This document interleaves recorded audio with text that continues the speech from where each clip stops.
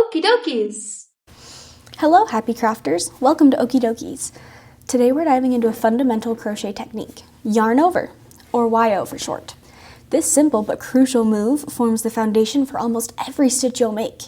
Let's yarn over together with a smile. A yarn over is simply wrapping the yarn over your hook. This action is the first step in creating stitches such as the single crochet, double crochet, and beyond. It's how you start to build new loops and structure in your crochet projects. Let's break it down. Hold your crochet hook in your dominant hand and your yarn in the other. Now bring the yarn from back to front over your hook. Make sure it catches under the hook's tip, then simply pull through the loop on your hook. And voila, you've created a new loop by yarning over. Why focus on yarning over? Because it's used in virtually every stitch you'll crochet. From basic stitches to complex patterns, yarning over is how you form the loops that make up your fabric. It's the backbone of all crochet. Watch out for these common pitfalls. Ensure the yarn doesn't slip off the hook too soon and always wrap from back to front to avoid twisted stitches.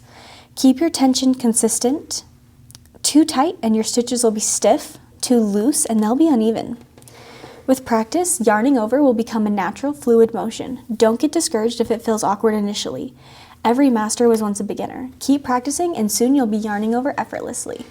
Thank you for joining me at Okey Dokeys. Subscribe for more tips and happy crocheting!